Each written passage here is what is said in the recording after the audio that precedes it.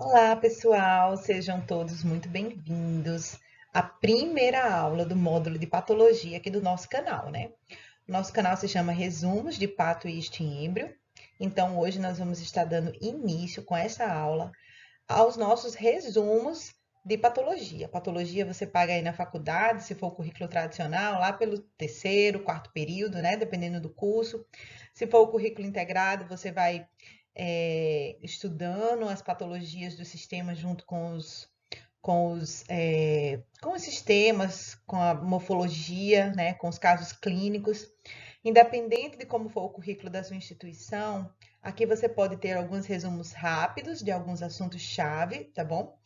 E, tipo assim, é como se os nossos aulas aqui servissem como um start para você ter aquele conhecimento prévio do assunto e depois enfiar a cara no livro mesmo, tá bom?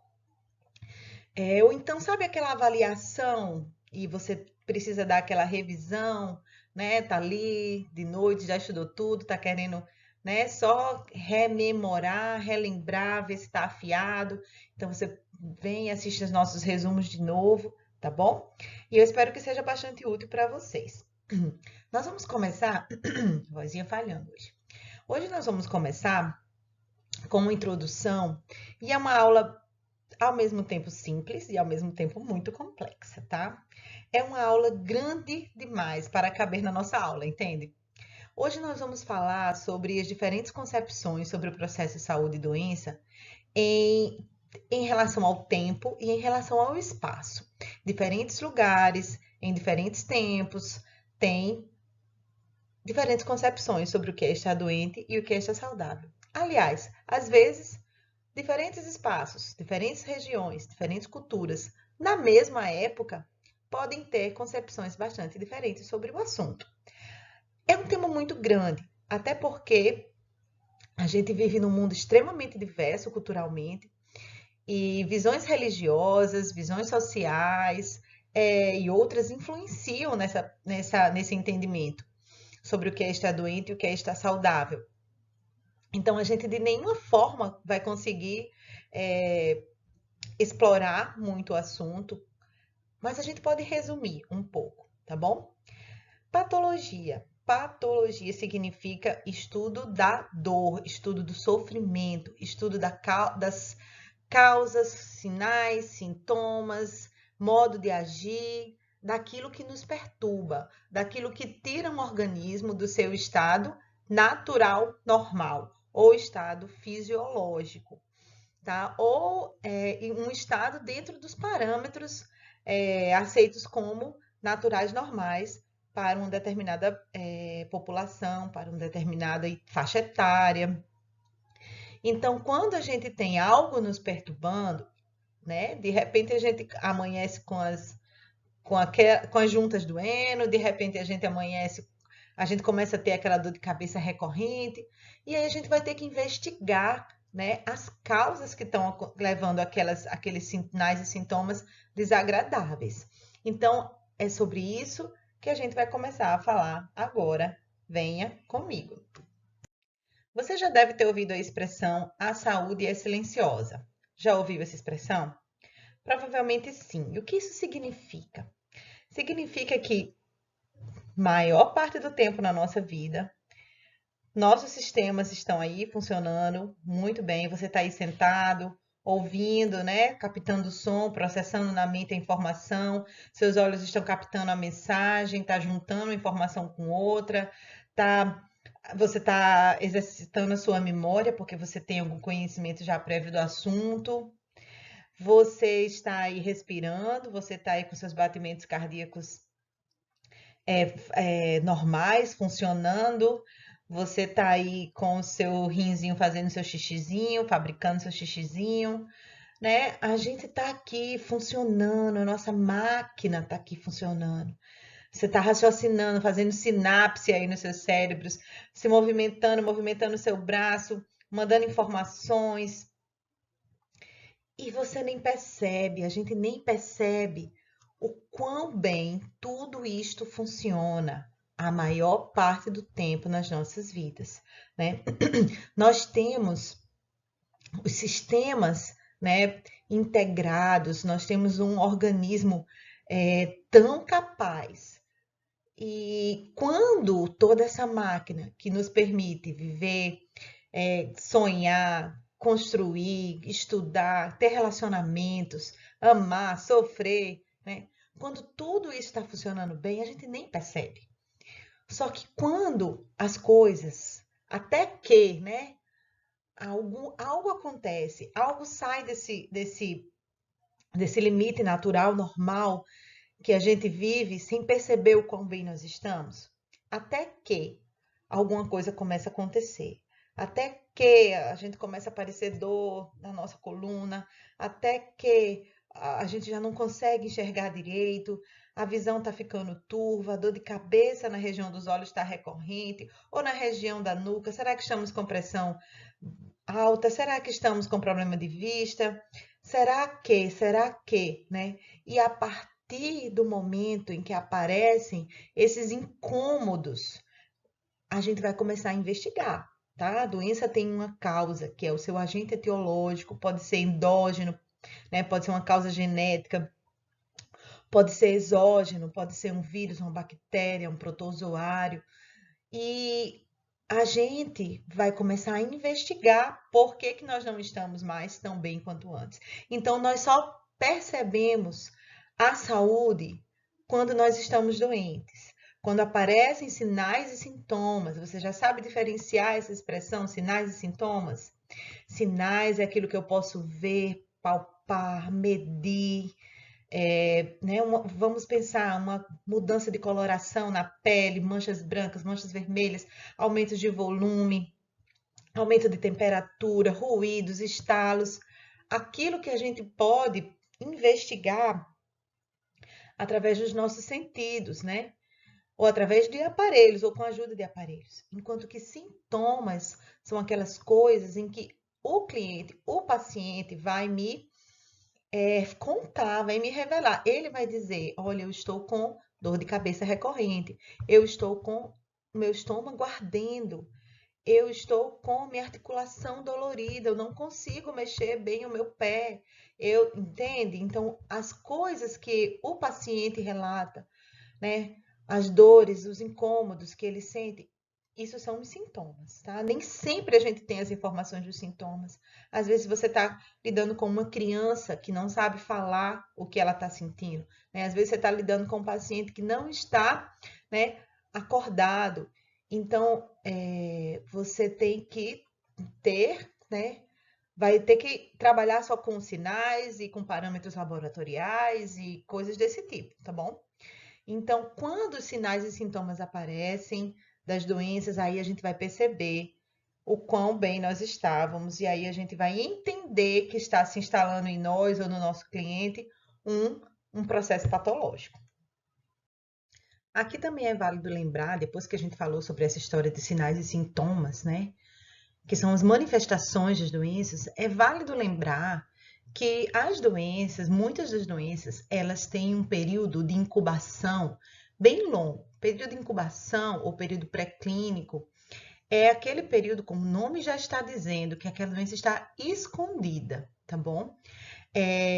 Ela está se formando, está sendo gerado, o agente etiológico está gerando a sua patogênese, isto é, a forma como o agente etiológico age, né, na célula, no tecido, é a sua patogênese, até desencadear uma patologia. Então, existem doenças que têm um período de incubação bem curto. Por exemplo, a maioria das doenças infecciosas, né? A maioria não, mas algumas doenças infecciosas. Outras já têm um período de incubação bem longo, tá? Doenças crônico-degenerativas, muitas vezes têm períodos mais longos também, né? Para manifestação de sinais e sintomas. Então, a pessoa já está com um processo patológico se desenvolvendo nela, só que ela ainda não manifesta nada, tá? Então, a saúde subjetiva dela está bem, né? A saúde objetiva pode não estar. Então, de repente, você está bem. Aí vai fazer os testes de rastreamento, né? Vai fazer testes anuais, vai fazer a sua revisão, né, anual de saúde. Esqueci o nome, seu check-up. lembrei. E aí, hoje você estava bem, amanhã você não está mais. Porque, de repente, a gente descobre um nódulo, um pequeno nódulo já em formação. Faz uma biópsia, é uma lesão maligna, por exemplo. Então, assim, o período de incubação ali que aquela doença está se desenvolvendo antes da manifestação de sinais e sintomas pela pessoa, pelo paciente, na verdade, então a gente nunca sabe, né? Se estamos de fato saudáveis. O que a gente pode entender disso é que a saúde e a doença não são estados estanques, isolados, separados, né? É um processo, tá bom? E muitas vezes, na dependência do cuidado que a própria pessoa tem com a saúde, com seus exames, com seu check-up de rotina, na participação, né, de exames de rastreamento, aquela doença vai ser rapidamente descoberta, tratada ou não, tá bom? Quando aquela doença vai dar sinais e sintomas, já vai estar num estado bem avançado. Então, a gente então mencionou esses elementos da saúde objetiva e da saúde subjetiva, tá? A saúde objetiva, a gente tem a doença está instalada e pode ou não estar manifestando sinais e sintomas ainda. E na saúde subjetiva, a pessoa até pode ter a doença, mas como ela não manifesta, ou ela até mesmo já aprendeu a viver bem com aquele estado, ela tem uma saúde subjetiva. Por exemplo, uma pessoa que tem um problema de vista, tá?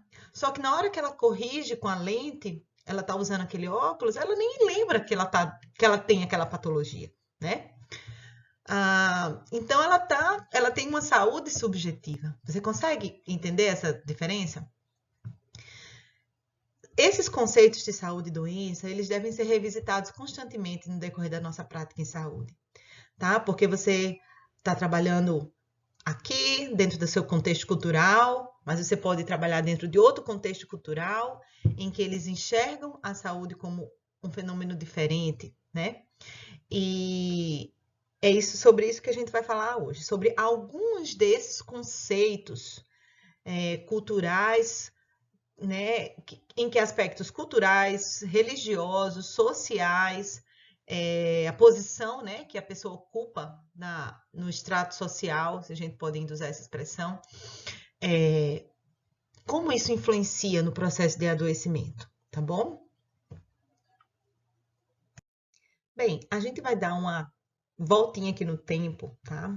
Vou tentar fazer da forma mais resumida possível, citando alguns exemplos de alguns povos, de alguns tipos de cultura, em que a gente tem diferentes visões sobre o processo de adoecimento, tá certo? É claro que a gente não vai esgotar aqui o assunto é muito maior do que isso, tá? Existem muitos povos que não há registros muito bem feitos e até em relação aos registros e a forma como a história é contada, a gente tem um olhar eurocêntrico, né, em todas as coisas, né? Então a gente não vai limitar, né, ao que nós vamos falar aqui, a diversidade de pensamentos sobre o assunto existente, tanto no passado quanto no presente, tá bom? Mas a gente vai fazer alguns resumos e dar alguns exemplos. Eu queria começar num tempo bem antigo, que todo mundo lembra lá da escolinha, como os povos mais antigos, eles tinham, né, a visão mágico-religiosa, isto é, tinham uma visão muito concreta a respeito de que toda a vida da pessoa era pautada pela vontade de Deus, se era um povo monoteísta, ou pela vontade dos deuses, se era um povo politeísta. Por exemplo, os hebreus, eles eram monoteístas, os egípcios e assírios politeístas. E a doença para eles, isto é, primeiro, a saúde para eles era tida como uma dádiva dos deuses ou de Deus, tá? Enquanto que a doença, ao contrário, refletia o descontentamento de Deus ou dos deuses com os homens ou uma guerra dos deuses entre si. que respingava na humanidade. Então, pestes, epidemias, né, como a gente pode chamar, e doenças individuais era uma forma de punição, era visto como uma forma de punição, de mostrar o descontentamento dos deuses com o homem.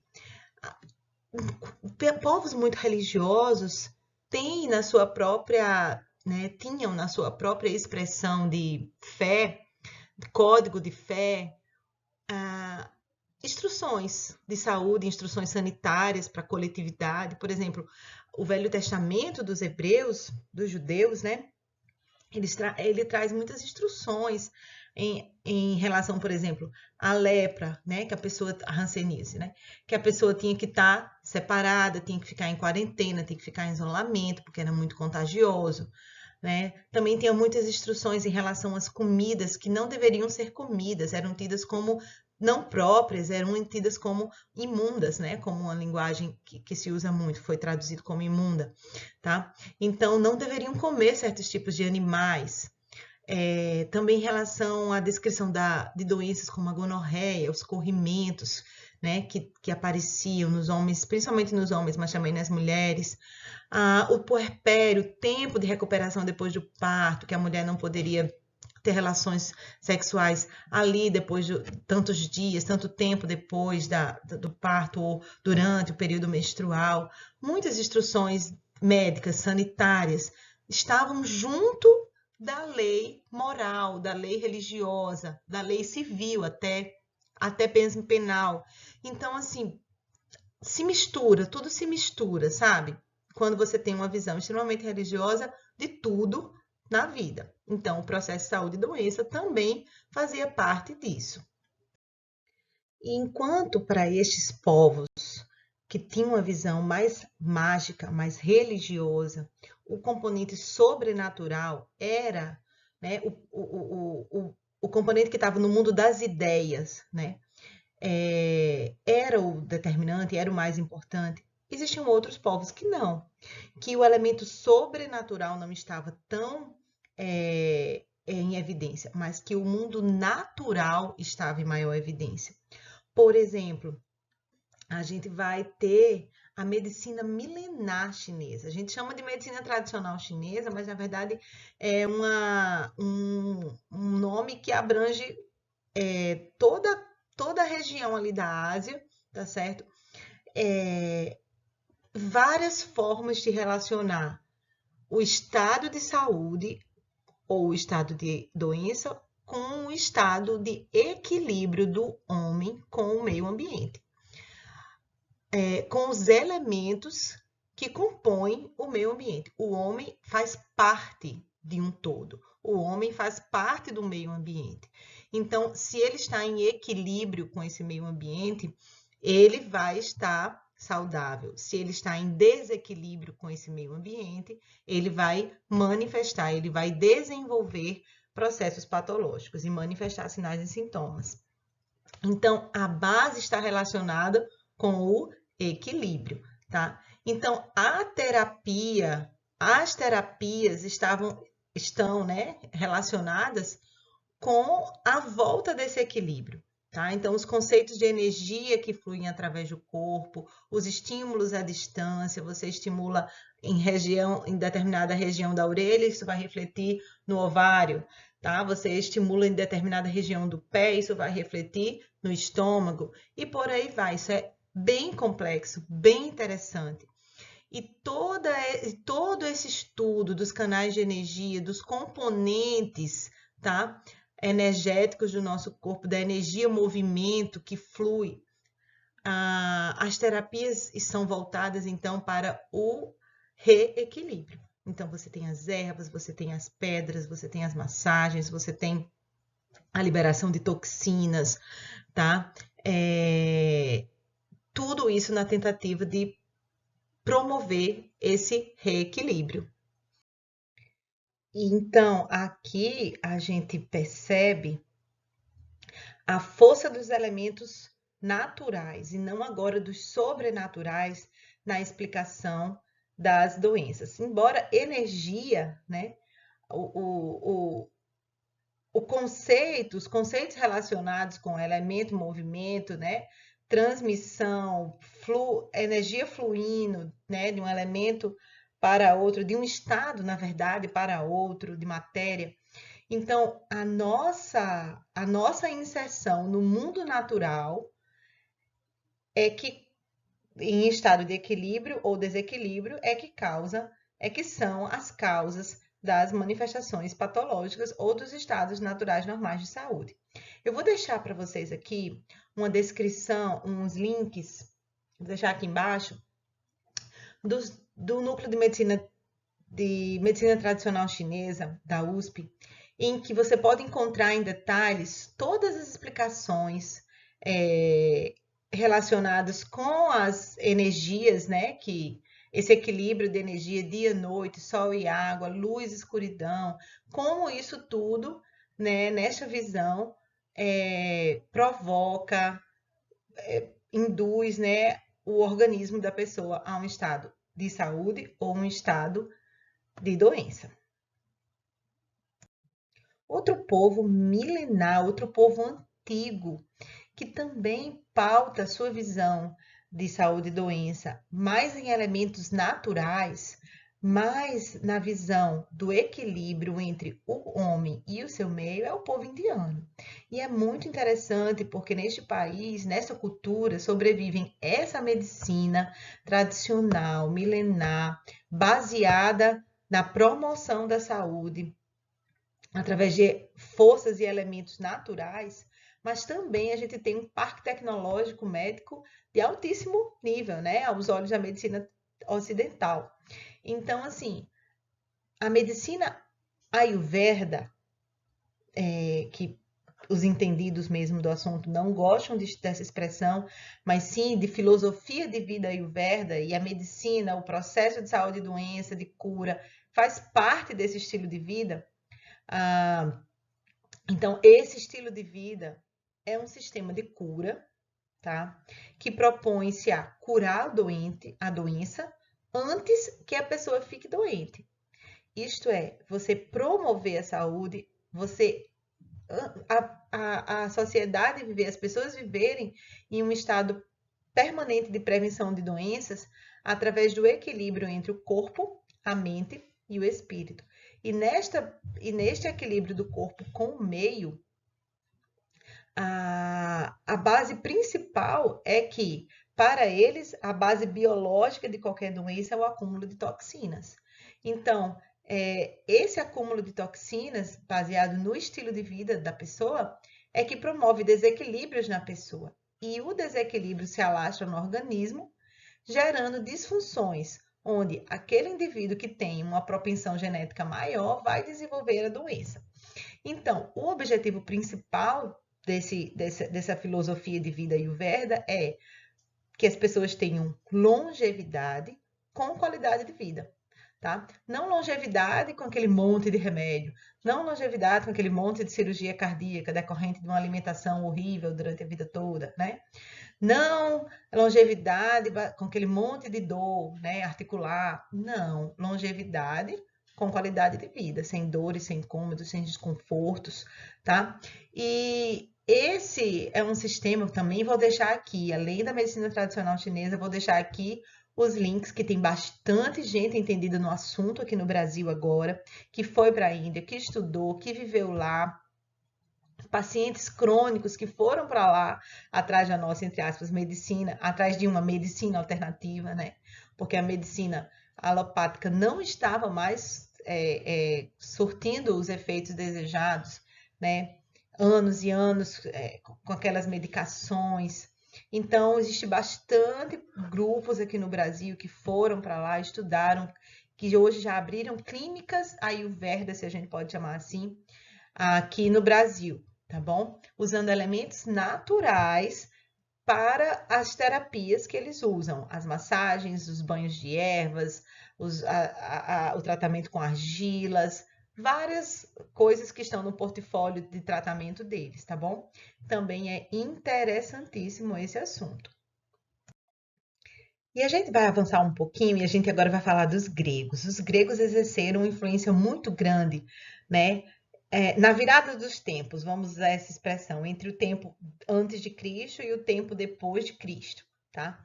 Então, os gregos, ah, eles são esses personagens da história, né?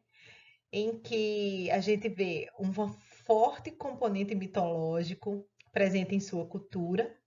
Ao mesmo tempo, a gente vê lançadas as bases do pensamento filosófico, das bases científicas, da sistematização do conhecimento, do pensamento, tal como a gente conhece hoje, tá?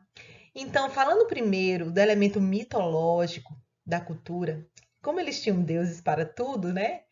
Ele, eles tinham o deus da medicina, que era chamado de Esculápio. O deus Esculápio, na mitologia grega, ele tinha um templo e ele tinha duas filhas, a Igeia e a Panaceia. Eu estou contando isso porque a higeia, né, era que a ideia de que a higiene está ligada à doença, à saúde, ao processo de manutenção da saúde. A, a higeia, ela era responsável pela limpeza do templo, enquanto que a Panaceia, a outra filha do deus Esculápio, seria responsável pela cura das pessoas doentes, propriamente dita, cura propriamente dita das pessoas doentes que subiam ao templo, tá? Então, a higiene já é vista nesse entendimento mitológico como algo para manutenção da saúde, né? Bem interessante, né? Todas essas histórias, né? Todos esses elementos da mitologia.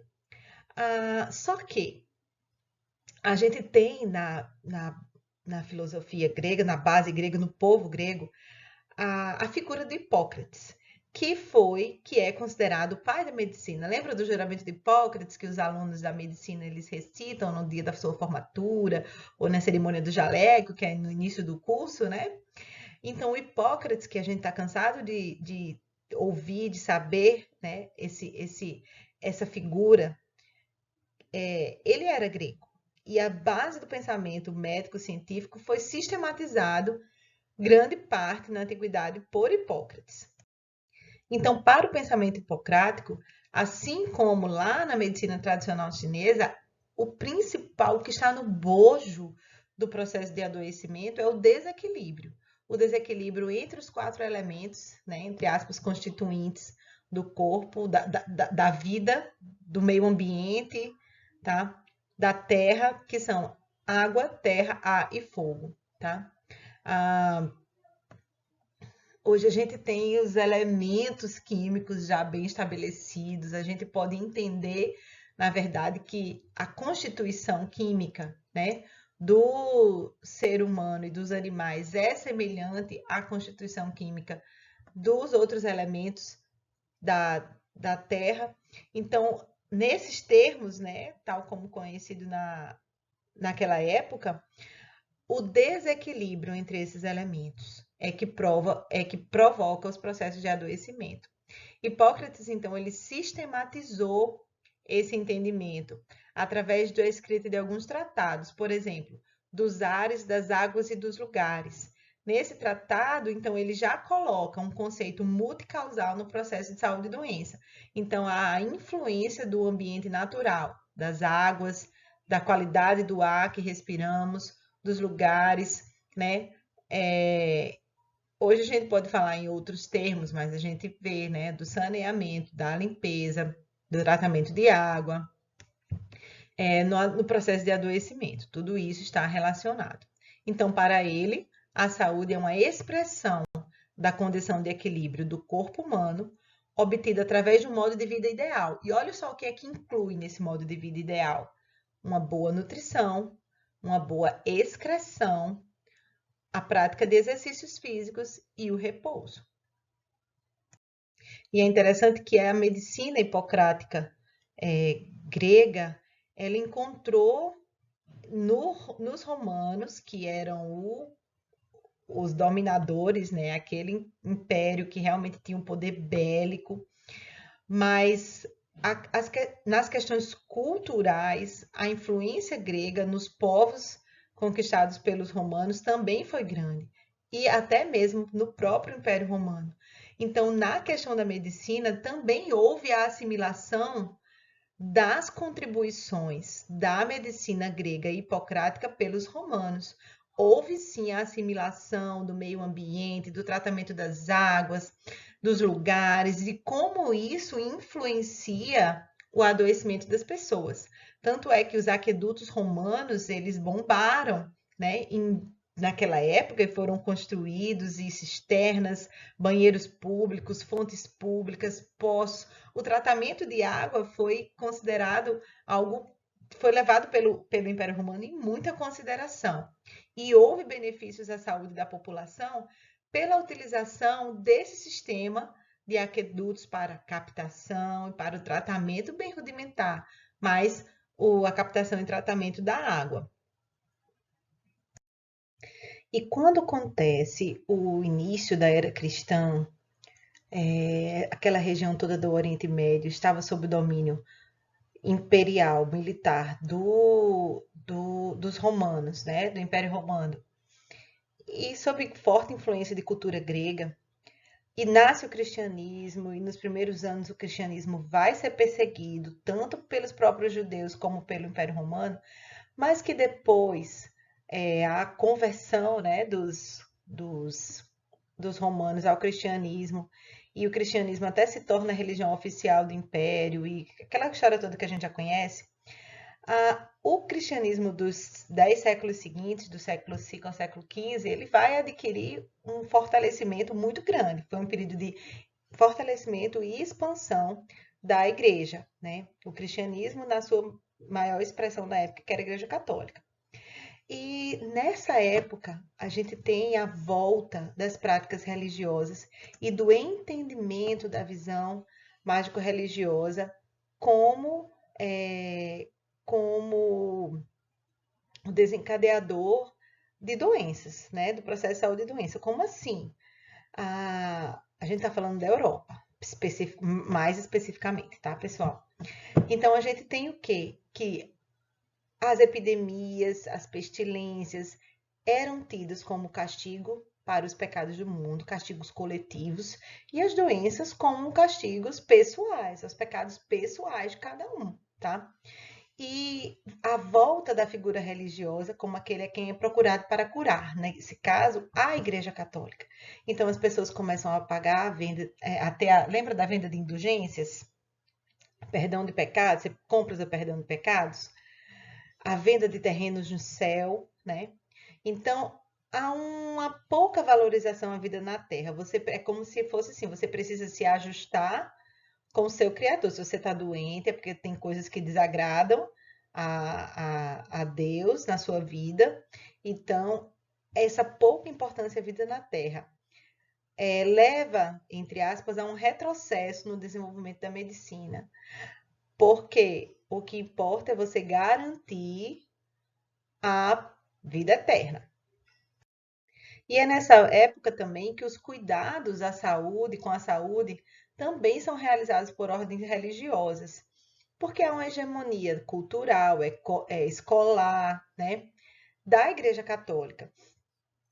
E também a gente tem a fundação, por exemplo, da Ordem dos Cavaleiros Hospitaleiros, né, que criavam hospitais primitivos, isso é, centros de cuidado primitivos, mas especificamente em beiras de estrada, em lugares isolados, centros de repouso, estando muito relacionado com o acolhimento, o cuidado, o tratamento de pessoas que eram, por exemplo, durante as peregrinações. Foram séculos extremamente marcados pelas cruzadas, pelas guerras santas, e nas peregrinações de um povo até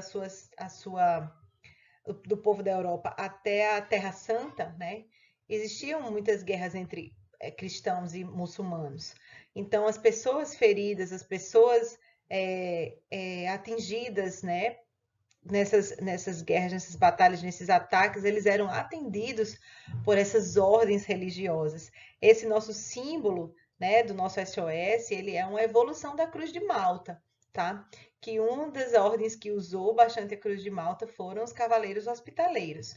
Então, as ordens religiosas também tinham a responsabilidade, o cuidado, o chamado divino para cuidar de doentes.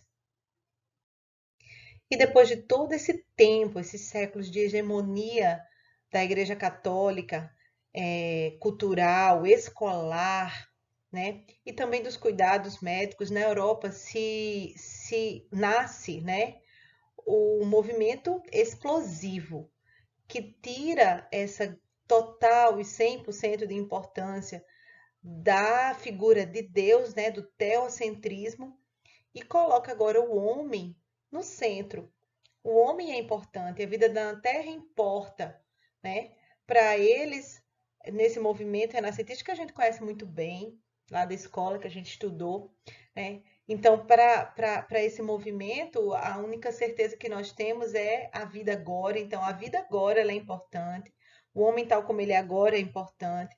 Então, um tempo marcado pelo antropocentrismo, pelo hedonismo, pela busca do prazer, pelo culto a si mesmo, pelo racionalismo, pela sistematização do conhecimento, pelo método científico, naturalismo, otimismo, individualismo, muitas dessas características contrárias à fé dogmática cristã. Tá? Então, foi um período de transição, até mesmo a própria revolução dentro da igreja, na reforma protestante, o cisma, o racha que houve dentro daquela própria estrutura, contribuiu para enfraquecer aquele pensamento e aumentar esse novo pensamento, tá? Predominante a partir do século XVI. Mas foi um momento de transição em que práticas religiosas estavam convivendo com o nascimento do pensamento científico, tá? Então foram elaborados durante essa época alguns tratados, por exemplo, o estudo da anatomia, a permissão agora para o uso de cadáveres, o estudo da dissecação de cadáveres, que antes não poderia porque era considerado, né, bruxaria, né, necromancia. Então agora você já tem esse estudo com fins científicos. E isso de uma forma agora aceita pelas comunidades, pelo nascimento das universidades. Fisiologia, o funcionamento do órgão, a descrição de doenças, né? Então, o início da patogênese e especulações sobre a ideia de contágio, sobre um micro-organismo, que embora eles não tivessem ainda os microscópios, meios de cultura para isolar, né, para fazer os micro-organismos crescerem, os corantes e tudo, que isso veio surgir um pouco depois, a ideia de que existe um ser pequeno, pequeno demais, que a gente não consegue ver, é, mas que pode transmitir a doença, que é muito bem estabelecido, tá bom? A essa altura aqui dos acontecimentos.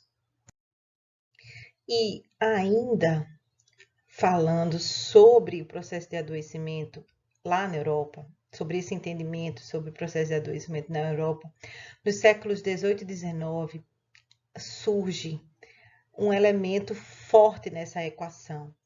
Será que é só a vontade de Deus? Será que são elementos que vêm de fora, né? Micro-organismos? Será?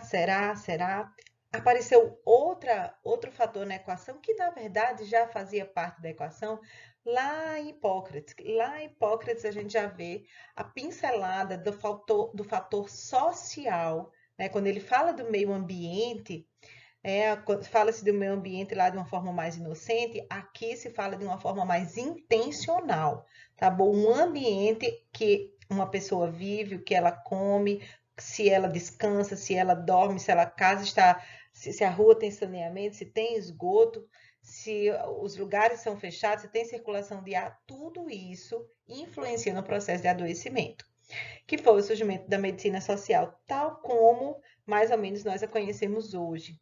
Então, a gente lembra que durante a Revolução Industrial na Europa, houve o êxito rural, a saída de uma grande quantidade de gente do campo para morar nas cidades, viver, né, em casebres, viver muita gente numa casa pequena, os aglomerados urbanos sem organização, né, social para isso, sem estrutura de cidade para isso.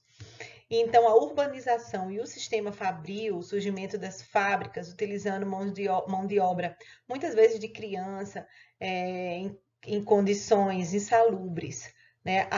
Longas jornadas de trabalho, as pessoas não podiam parar muito para ir no banheiro, né? As fábricas no inverno não tinham aquecimento devido, Ah, então as pessoas começaram a trabalhar muito, de forma muito pesada, e voltavam para casa e iam se aglomerar, né, nos seus cubículos, dormiam mal, comiam mal e trabalhavam muito, tá? Então essa equação é óbvio que ia pedir contas, né? A conta ia chegar em algum momento sobre a vida, sobre a saúde das pessoas. Ah, então, a gente tem aí um esboço muito completo da explicação social da causalidade das doenças. A ocupação da pessoa influencia, o lugar em que ela habita, as condições de vida na sua habitação influenciam, né? Saneamento, nutrição, isso tudo influencia no aparecimento das doenças. Imagina um monte de gente morando apertadinho, tossindo na cara do outro, né? Então, assim, isso tudo influencia. Então, a organização desses fatores diminui a probabilidade da ocorrência de determinadas doenças. Essa foi a bandeira levantada pela medicina social, tá bom? Então, o processo de adoecimento ocorre de maneira desigual entre os indivíduos, as classes e os povos, recebendo influência direta do local em que os seres ocupam na sociedade, tá? Se ele era da elite, da aristocrática, que nem precisava trabalhar para se sustentar, ou se ele era do povo proletário, né, assalariado, aquele que trabalhava muito. Então, a organização desses regimes de trabalho, a formação dos sindicatos, isso tudo esteve relacionado com a tentativa da diminuição de várias doenças ocupacionais e até mesmo infecciosas que surgiram durante este período na Europa. O fator individual pesa muito e o fator coletivo pesa muito, tá? Então, a pessoa está doente de uma doença, ela é tratada, ela tem uma parasitose, vamos dizer assim, e ela é tratada. E se ela volta para casa dela, tem o mesmo esgoto a céu aberto do lado da casa dela, a água que ela toma não é uma água corrente, não é uma água bem tratada. Então, tudo isso, né, está relacionado, o lugar que você vive está relacionado em grande parte com os tipos de doença que a pessoa vai desenvolver, tá?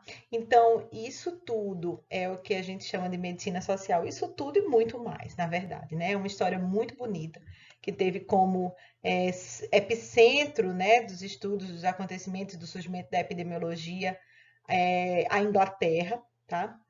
E que vale uma leitura mais aprofundada. Pessoal, a gente vai parar um pouquinho aqui, tá? Para que a aula não ficar tão comprida, mas a gente continua aqui no próximo vídeo, tá certo? Dá um intervalinho aí, estica as pernas e acessa lá, tá bom? Daqui a pouco.